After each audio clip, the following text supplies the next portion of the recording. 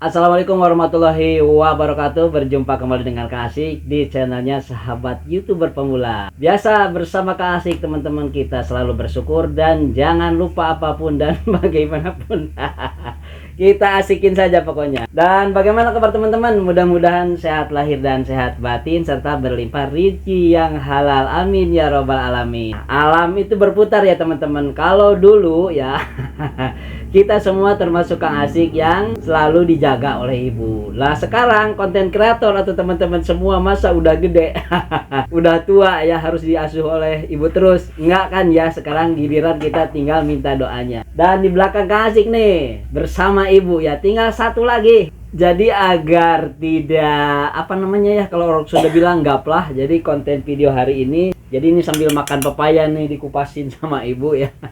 Jadi 3 langkah Kang Asik sampai monetisasi, sampai ya dapat dibayar ya sebagai YouTube Partner Program. Lumayan lah, dikit juga ya. Kita senangin orang tua, kita senangin saudara-saudara dan keluarga. Walaupun belum memuaskan ya, tetapi kan tidak terlepas daripada doa. Kang Asik sampai hari ini sudah setahun lebih, sudah dimonetisasi. Jadi ada 3 cara sebetulnya teman-teman bagaimana sampai dimonetisasi saja dulu ya. Jadi kalau Kang Asik rasakan itu ada 3 nih teman-teman ya. Yang pertama adalah niatnya. Kemudian setelah ada niat kita memahami strateginya. Setelah memahami strateginya, dan jangan lupa kita jangan nato ya teman-teman.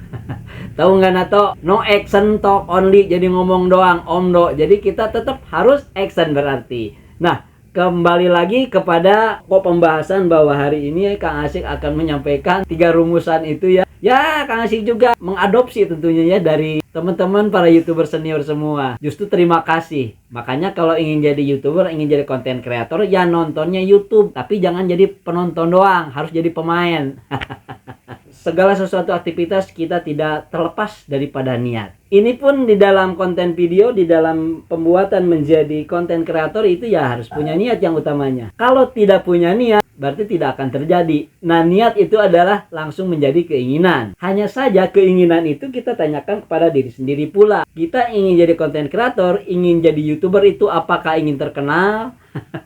Apakah dari konten kreator itu ingin menghasilkan uang, atau menjadi konten kreator itu ingin dibayar oleh YouTube melalui AdSense, atau ingin menjadi personal brand? Itu kembali lagi kepada teman-teman. Ketika kita sudah punya niat seperti itu, tentunya kita tinggal balik lagi kepada diri sendiri, karena harus berbuat tadi action. Action ini yang Kang Asik rasakan agar terasa ringan, tentunya harus disesuaikan dengan kemampuan, harus disesuaikan dengan apa yang kita miliki. Karena apa? Kalau kita melakukan action, walaupun niatnya tinggi, akan tetapi kita tidak mempunyai perbekalan. Yang minimal janganlah kemampuan, misalnya hobi saja dulu. Kita dengan berbekal hobi saja itu bisa jadi duit di YouTube itu. Karena sekarang sungguh sangat sayang, zaman digital, era digitalisasi itu sudah tidak bisa ditawar-tawar lagi. Berarti minimal kita akan berkecimpung di dunia internet. Dan di dunia internet ini ternyata apapun, kalau kita kreatif, kalau kita sabar, kalau kita telaten, dan kalau kita ingin menggali ilmu, benar-benar akan menghasilkan. Jadi balik lagi pada niat tadi. Niat kemudian kita landasi dengan skill kita, dengan hobi kita. Kalau misalnya hobi kita memancing, ya memancing. Karena di dalam memancing itu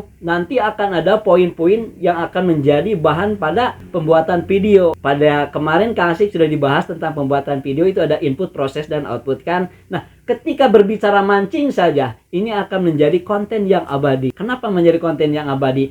Karena memancing itu selama kolamnya masih ada, danaunya masih ada, lautnya masih ada, memancing sampai kiamat pun akan ada yang memancing. Makanya konten memancing insya Allah akan menjadi konten yang abadi. Dengan hobi memancing tersebut, apabila kita membuat konten video, Kang Asik jamin insya Allah tidak akan ada merasa kesulitan. Nah, misalnya yang dibicarakan adalah konten memancing. Tentunya kita kan tinggal action, niatnya sudah ada. Walaupun niat kita kenceng, kemampuan kita ada, tetapi berpikir-pikir, wah kalau ingin jadi konten kreator walaupun memancing, nanti saya kameranya harus seperti apa? nanti saya ngeditnya harus seperti apa, nanti saya kalau memancing apakah harus ada teman kalau ingin membuat konten video, terus kalau kita misalnya sambil kerja bagaimana nanti saya membuat editan video itu mengerjakannya kapan. Kalau semua dibaca seperti itu maka akan terasa sulit. Karena apa? Itu artinya cemas. Sedangkan cemas itu keadaannya kalau misalnya takut itu A dibarengi dengan rasa cemas, maka ketakutan itu akan bertambah menjadi